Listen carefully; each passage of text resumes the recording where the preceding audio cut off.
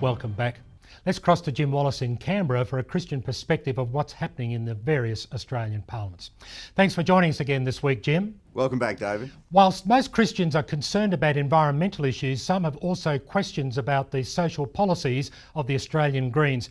Is the strong support for the Greens in the ACT election result indicative of a wider trend? No, I don't think it is, David. Very particular circumstances in the ACT. Of course, the Greens have ended up with the balance of power in a minority government, and that's a very strong position for them. But this is mainly because there was a very strong protest vote against Mr Stanhope, and particularly the arrogance that was perceived of both him as an individual and also of his government.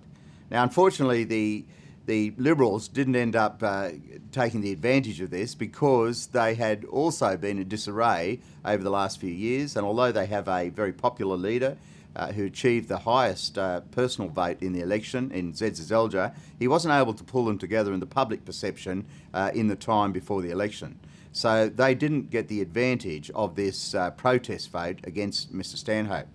You also have to remember that we have in the ACT a particular type of electorate. It is a very left-leaning electorate by nature, that's left of politics by nature, and so therefore a protest vote against Mr Stanhope has to go somewhere, and it would tend to go to the Greens.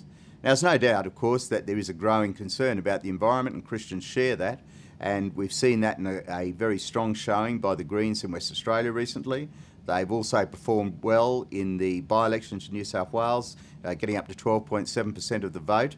But again, it was a protest vote against New South Wales Labor, and in that case the Liberals were in a position to actually reap the benefit of that, and of course they're the main beneficiaries in what's occurred in New South Wales. So I don't think we're seeing a move to social progressiveness in the Green vote. It's a complex combination of local circumstances in a protest vote and also a general concern about climate change.